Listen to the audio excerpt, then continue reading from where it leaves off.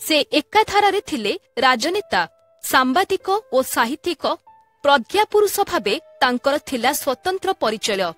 एमिति अनेक प्रतिभार अधिकारी थिले ओडिशार पूर्वतन मुख्यमंत्री जानकी वल्लभ पट्टनायक। 1927 मसीहा आजिरा दिनरे खोर्धा जिल्ला रामेश्वर से जन्म नेइथिले।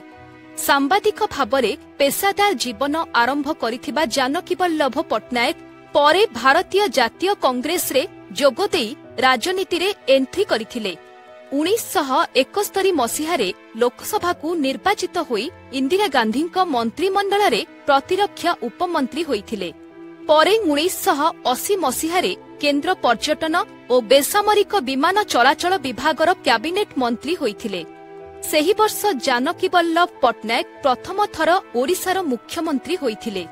1980 रु 1990 पर्यंत दुई थर मुख्यमंत्री होइथिले। एहा परे 1995 रु 1999 जाए से तृतीय थर पई मुख्यमंत्री आसन अलंकृत करथिले। 2009 रु 2014 पर्यंत आसामर राज्यपाल रहिथिले जानकी वल्लभ। महाकाव्य रामायण और महाभारतर पुनर्लिखन सह श्रीमद् भागवत गद्यानुवाद करिबारे से सफल होइथिले।